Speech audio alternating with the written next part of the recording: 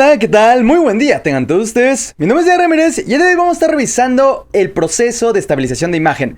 He visto muchos videos hablando específicamente de cómo estabilizar en After Effects, en DaVinci Resolve. Y la verdad es que es una tarea bastante sencilla, no es más que apretar el botón de estabilizar y ya. Pero el problema no es realmente ese, el problema es cómo le haces para realmente durante la producción, mientras en el momento en el que estás con tu cámara en mano, en una locación, en cualquier parte, haciendo cualquier tipo de grabación, sea la que sea, ¿cómo puedes empezar a adelantarte para que tu video no se vea así? Ese típico movimiento gelatinoso que aparece en muchos de los videos es porque no sabemos exactamente cómo funciona la herramienta de estabilización. Entonces, el día de hoy no vamos a revisar cómo estabilizar directamente en el programa. Lo que vamos a hacer es cómo anticipar este tipo de problemas, cómo evitarlos por completo y cuál es la mejor manera para planear una buena grabación donde eventualmente va a haber una estabilización en postproducción.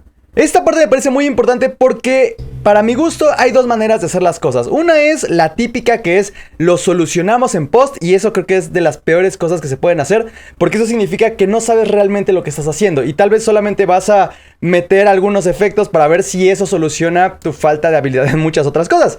Pero lo que nos queremos enfocar el día de hoy es cómo perfeccionar una toma en postproducción, y esa es la manera en la que realmente debemos empezar a trabajar todos nuestros videos, no importa cuál sea. La mejor manera de perfeccionar en postproducción es solucionando todo en la preproducción y obviamente aplicándolo durante la producción. Entonces vamos a ver cuáles son los puntos principales que tenemos que tomar nosotros en cuenta al momento de estar grabando para que nuestra postproducción sea un proceso de perfeccionar el material que ya tenemos y no de tratar de corregir errores. En primer lugar, lo que tenemos que considerar es el hecho de que necesitamos tomas amplias. Hacer la estabilización de una toma amplia es mucho más sencillo para el programa y mucho más atinado que tratar de hacer tomas que estén muy cerradas. Tomemos esta toma, por ejemplo. En este caso tenemos originalmente, esta es la toma en donde simplemente tenemos este movimiento y vean cómo la toma es súper amplia. Hay muchísimo campo de trabajo para que la estabilización pueda hacer su trabajo de manera normal. Entonces, en el momento que yo hago mi estabilización, no estoy haciendo ningún procedimiento tan laborioso. Lo único que estoy haciendo es darle en perspectiva. De ahí le di en estabilizar. De ahí le di en estabilizar. Y entonces obtengo este resultado. Y como pueden ver, es completamente utilizable. Lo que estoy haciendo es perfeccionar el movimiento que ya tenía desde la grabación y no hay ningún tipo de deformación aparente. No me está dando ese efecto gelatinoso que tanto odiamos cuando usamos la estabilización automática. Y lo más importante, es una toma que realmente podemos utilizar en nuestra línea de edición. Esto es gracias a que la toma es muy amplia. Entonces, este es el primer punto a considerar. Siempre, por favor, tomen en cuenta tomas amplias si es que van a querer estabilizar. En segundo lugar, necesitamos hacer tomas cortas. Este caso mismo, por ejemplo, vean cómo la toma no dura más que unos cuantos segundos. En realidad son 2 segundos y medio y eso facilita muchísimo que la toma realmente se pueda estabilizar. Vamos, por ejemplo, a este otro ejemplo que tengo por acá de este lado. Aquí en este ejemplo apliqué la estabilización y la toma dura en total 40 segundos. Entonces, ¿qué es lo que va a pasar desde el inicio cuando yo intento estabilizar esta toma? Pues justamente el efecto gelatinoso que tanto odiamos. Y no solamente eso, vean la cantidad de cropeo, es decir, qué tanto se está haciendo un zoom digital para poder lidiar con una toma tan larga. Pero, por ejemplo, si nosotros supongamos que la parte que realmente necesito de este clip empieza justamente aquí y quiero que termine en esta parte de acá. Este es el pequeño fragmento que realmente necesito. Lo voy a aislar de este lado y lo voy a volver a estabilizar. Vean desde el inicio cómo el zoom que me está haciendo, este es el que tenía hace un momento y este es el que tengo ahorita. Desde este momento ya puedo ver una diferencia muy apreciable. Este es el trabajo de estabilización que hizo en la toma originalmente, que de hecho no es nada malo. Pero cuando ya lo tengo acá completamente aislado, porque es una toma corta, porque estoy editando a conciencia, entonces ya puedo tener un mejor resultado y sin la necesidad de que haya un cropeo excesivo. Eso es algo muy importante. Entre más larga sea una toma, es más factible que el nivel de cropeo o el nivel de recorte que vaya a tener la imagen sea mucho más agresivo. En cuarto lugar, tenemos que considerar que no deberíamos de tener motion blur en nuestras imágenes. Este barrido que vemos cuando se está moviendo alguna imagen o movemos la cámara en la toma, va a existir un motion blur. Eso es completamente normal.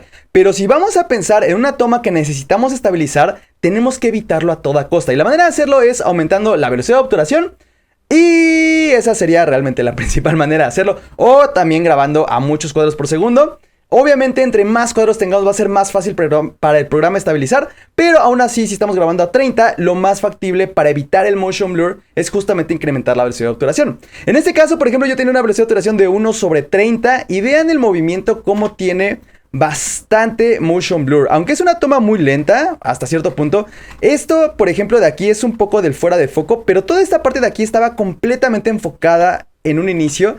Pero por el movimiento que tiene, por el nivel tan bajo que tiene de velocidad de obturación, es por eso que se empieza a ver como si estuviera fuera de foco. ¿Qué es lo que va a provocar esto? Cuando nosotros hagamos nuestra estabilización, va a aparentar como si estuviera creando una especie de error en esas partes que están borrosas.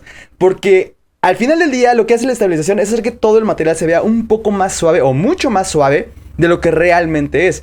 Y si nosotros estamos suavizando una toma que tiene motion blur, lo que va a pasar es que ese motion blur se va a traducir en un fuera de foco. Que no es que esté fuera de foco, pero por la estabilización, como ya es mucho más suave, nuestro cerebro lo va a procesar como si estuviera fuera de foco. Entonces, evitar motion blur es el consejo número 4. En el número 5 tenemos que hay que evitar el rack focus. ¿Qué es el rack focus? Es este movimiento que tenemos cuando enfocamos o desenfocamos hacia un objeto que está atrás de nuestro personaje principal o adelante, o vamos de un objeto a otro con el foco específicamente. Entonces, cuando nosotros hacemos eso, va a ocasionar una serie de problemas muy graves para nuestra toma. Por ejemplo, en este caso tengo una toma que ya está en tripié. Ni siquiera necesito estabilizarla, pero es para que vean cuál es el nivel de problema que nos puede causar el rack focus. Entonces, cuando yo le doy playback simplemente sin la estabilización, vean cómo el movimiento es completamente suave. No tengo absolutamente ningún problema. Pero si quiero estabilizar, y obviamente esto si es una cámara en mano va a ser mucho más apreciable. Vean cómo el material se empieza a gelatinizar justamente. No sé si alcanzan a percatarse, pero empieza como incluso a trastabillar. Y eso es porque el programa, por la manera en la cual necesita traquear algunos de los puntos y tratar de ponerlos en el mismo lugar, en el momento en el que se van fuera de foco, esos puntos al final del día se van moviendo. Entonces hay que tener muchísimo cuidado con eso. Otra cosa muy importante y que no tiene que ver necesariamente con estabilización, pero sí tiene que ver con nuestra óptica y el rack focus. Esto tómenlo como un bonus de este video.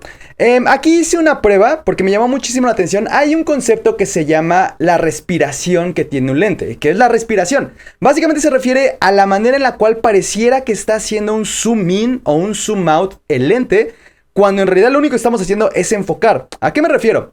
Aquí hice dos pruebas. Uno es con este lente, es un lente 50, el famoso Canon 50 1.8. Y el otro es este lente que está aquí, que es el 24-70 con una apertura de 4. Ambos los puse con una apertura de 4. Como pueden ver aquí en esta imagen de aquí abajo, la distancia que hay hacia el objeto es exactamente la misma. La cámara no se mueve en lo absoluto. Lo único que hice fue cambiar el lente para que no hubiera ninguna otra variante más que esa. ¿Qué es lo que pasa? Cuando nosotros hacemos un rack focus, vean, fíjense por ejemplo en este extremo de acá, vean hasta dónde está el encuadre. Digamos que en esta caja llega a la parte donde está esto blanco. Pero cuando yo hago mi rack focus, vean cómo parece que esto fuera un zoom out. Aquí está el zoom out y vean todo el viaje que tiene esta parte de aquí. Es decir, cuando yo estaba con el enfoque directamente aquí a esta parte, a la parte más cercana al lente, yo podía ver solamente hasta este borde que está acá. Pero ahora que enfoco hacia el fondo, lo que está pasando es que ahora tengo una especie de zoom out. Eso es la respiración del lente. No es lo mismo en cada lente. Por ejemplo, si vemos ese que está acá, el 24-70 es un lente mucho más caro. Más o menos cuesta alrededor de $1000 el 24-70. Y el 50 cuesta alrededor de $150. Entonces, estamos hablando de casi 10 veces más el precio. Casi. Y vean cómo, obviamente sí hay una respiración todavía, pero no es tan grave como la otra. Bueno, yo estoy enfocando la parte más cercana. Vean cómo está llegando acá. De hecho, ese es un fenómeno un poco extraño. Porque vean cómo en mi toma con el 50 1.8, cuando hago el rack focus hacia el fondo, ¿cómo sé que es hacia el fondo? Porque aquí está enfocado esto y cuando le doy playback, vean cómo se va a empezar a enfocar acá. Después se enfoca acá atrás y después se pierde el foco porque va hacia lo más lejos. Y parece que va haciendo un zoom out. Pero en el caso de este otro lente, cuando enfoco aquí y después vean cómo se va un poquito para atrás. Aquí va hacia este trapo que está aquí, después va para atrás. Ahora lo que está pasando es como si fuera un zoom in. Esa es una parte extraña, pero bueno, independientemente de eso, vean cómo la respiración es mucho más sutil. Empieza acá de este lado, aquí digamos en el borde de la caja, y termina más o menos acá. Cuando en el caso del 50 llegaba hasta acá la respiración del lente. Este concepto es muy importante porque la respiración del lente nos va a impedir hacer una buena estabilización automática dentro de estos programas. Entonces, ¿cuál sería la manera de evitar esto? Eviten el rack focus. Si quisiéramos evitar esto con un lente que no tuviera respiración, tendríamos que usar un lente similar a un Cooke como este que estamos viendo. Este video lo saqué de un canal de una persona que se llama Shane Hulbut. Shane es un excelente cinefotógrafo, es increíble lo que él hace. Tiene un canal y es muy bueno. Si no tienen problema con el inglés, realmente se los recomiendo muchísimo si es que les interesa la fotografía. En fin, en este caso tenemos aquí este lente Cooke y vean la respiración de este lente. Vean cuando le doy playback, vean los bordes específicamente. Vean cómo ahí hace el rack focus y ni siquiera es notorio, o sea... le doy playback, le voy a dar playback hacia atrás. Vean cómo ahí va el rack focus. Ahora tengo este enfoco y vean cómo la respiración es absolutamente nula. Por supuesto, este tipo de lente les puede costar $18,000. No es una exageración, ese es el precio de lista y por supuesto que es sobrepedido. Entonces, si quisieran usar lentes Cooke para evitar la respiración, tendrían que gastar $18,000. Pero por supuesto, en este caso, pues no creo que sea así. Y si es así, pues muchas felicidades, porque trabajar con esta óptica es realmente impresionante. En sexto lugar tenemos el movimiento excesivo. Hay que evitarlo a toda costa. ¿Y a qué me refiero? Por ejemplo, en este caso tenía la cámara completamente en mis manos, completamente cámara en mano, y vean el movimiento que había en la toma original. Sí es perceptible, por supuesto, porque pues no tenía un tripié, solamente estaba sentado y tenía esta toma. Y por ejemplo, la manera más fácil de ver el movimiento es viéndolo en cámara rápida, digamos, y vean cómo está todo ese movimiento. Y obviamente cuando estabilizo, pues aunque lo reproduzca un poco rápido, el resultado es muy bueno, porque el movimiento es prácticamente nulo. Entonces ahí estoy perfeccionando mi toma en postproducción. Pensemos por ejemplo si estamos en un barco o en un auto. Este sería el tipo de movimiento que tendríamos. Y a pesar de que se puede estabilizar, y para prueba de ello podemos estabilizar, y este es el resultado. Vean cómo aquí ya se empiezan a doblar algunas de las partes. Vean por ejemplo aquí esta pared. Vean cómo se está doblando durante todo el tiempo. Y eso puede ser muy molesto a la hora de estar viendo un producto audiovisual. Porque al final del día no queremos un error que nos distraiga a nuestra audiencia de lo que estamos haciendo. Queremos que las personas realmente se enfoquen a la historia. Y si tenemos este tipo de errores, sinceramente lo mejor sería quitar la estabilización y dejarlo así. Obviamente va a depender de cuál sea nuestra intención. Depende de exactamente qué es lo que necesitemos expresar con nuestro discurso. Pero en este caso el movimiento excesivo va a ser un error fatal si vamos a querer estabilizar. Adicionalmente, por ejemplo, esto es muy común cuando estamos caminando con la cámara y posiblemente podríamos creer que se puede estabilizar. Por ejemplo, en el caso de este que está aquí, aquí tenía la cámara en una sola mano y así estaba avanzando. Aquí el problema no es tanto el hecho de estar avanzando, el problema son dos. El problema es que cada vez que doy un paso es muy agresiva la manera en la cual el pie cae directamente. O más bien, es muy agresivo el movimiento que hay cada vez que das un paso. Por muy sigiloso que seas, es muy difícil mantener la cámara completamente estable en cada paso. Entonces, cuando nosotros necesitamos hacer la estabilización, justamente este es el resultado que tenemos. Y nuevamente pues es esta parte gelatinosa del video. Y especialmente si lo notan, es justamente en estas partes de aquí. Y esto se relaciona con el primer punto que vimos, que es el de las tomas amplias. Ustedes pueden decir, Daniel, pero es que esta es una toma amplia, ¿por qué no se puede estabilizar también? La razón es porque a pesar de que sea una toma amplia, estos objetos están muy cerca del lente. Es decir, sí es una toma amplia, pero el hecho de que esta pared esté tan cerca, y esto también, esa es la razón por la cual no se alcanza a estabilizar, porque están muy cerca estos elementos de la cámara. Entonces, adicionalmente las tomas amplias y evitar movimientos bruscos, también hay que considerar que más bien no queremos tener elementos muy cerca del lente de la cámara, porque es mucho más fácil que sucedan este tipo de cosas. Entonces, eso hay que considerarlo. Ahora, otra manera de hacerlo, por ejemplo, en el caso de este clip, lo que hice es subirme a una patineta. ¿Cómo lo hice? Pues literal tenía la patineta aquí y con eso simplemente me impulsé y empecé a avanzar, y la toma sin estabilización es esta. Si yo le pongo estabilización, lo que va a pasar es esto. sí sigue habiendo un poco de movimiento gelatinoso, pero es mucho menor. Y esto ya podría ser una toma que se puede usar en un discurso, porque aparte es muy rápida. Algo que yo les recomiendo mucho es, no importa que no tengan un sistema de estabilización como un Ronin o un Flycam o algo similar, ustedes pueden hacer tomas un poco más estables en su producción con una silla de ruedas, con una patineta, en patines, como se les ocurra. Pero eso les va a ayudar muchísimo a que al final, cuando vayan a la postproducción, realmente puedan perfeccionar su toma y no tengan que corregirla en postproducción.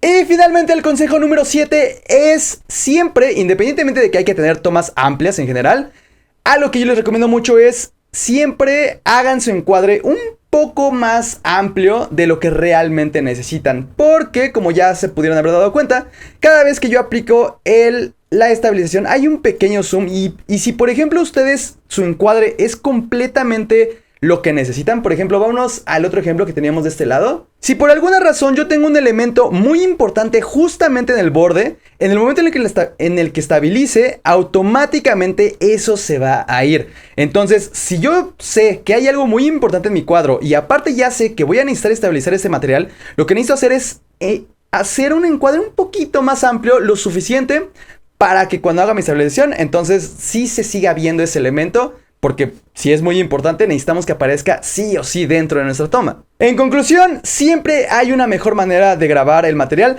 Y una de las razones por las cuales quise hacer este video es porque Gio, un suscriptor de este canal, saludos Gio, me comentaba que quería estabilizar unas tomas y que no podía y estaba recurriendo a Mocha. Entonces yo lo que hice fue irme a Mocha, intentar estabilizar.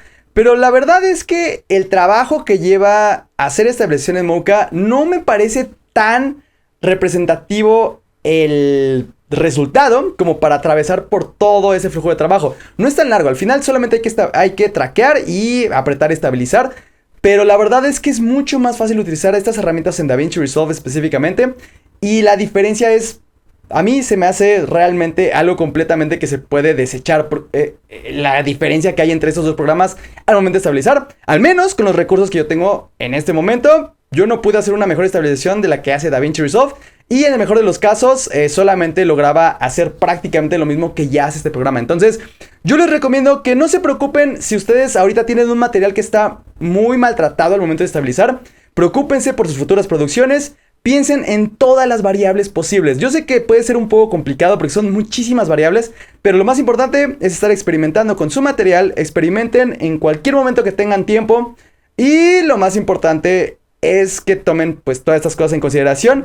Nunca estén tan a prisa en una producción como para no respetar estas normas, porque al final del día una toma que si ustedes hicieron a prisa y que quieren corregir en postproducción, es muy posible que no les sirva de todos modos. Entonces lo mejor es tener menos tomas, pero con una mejor calidad. Bueno, pues eso fue todo por el día de hoy. Muchísimas gracias por ver este video. En verdad, aprecio mucho que se den el tiempo de ver estos videos. Espero que hayan aprendido algo nuevo. Espero que puedan aplicar estos consejos. Y más aún, en el directo pasado, si es que no lo vieron, estuvimos revisando detalles, o más bien estuve dando mi opinión acerca de proyectos que ustedes me mandaron. Muchas gracias quienes estuvieron ahí. Pero desafortunadamente no me dio tiempo de dar mi opinión acerca de todos. Entonces, en el siguiente video de esta semana, que va a salir el viernes muy posiblemente, estaré dando mi opinión acerca de otros videos que me mandaron, porque pues se han portado muy bien conmigo. Y la verdad es que quiero dar el review de todos los videos que me mandaron para que no falte ni uno solo. Entonces, recuerden, este viernes va a haber eso. Y como siempre, cada sábado 9 de la noche, horario central estándar,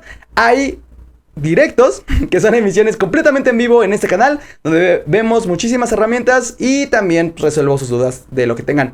Muchísimas gracias. Que tengan un excelente día.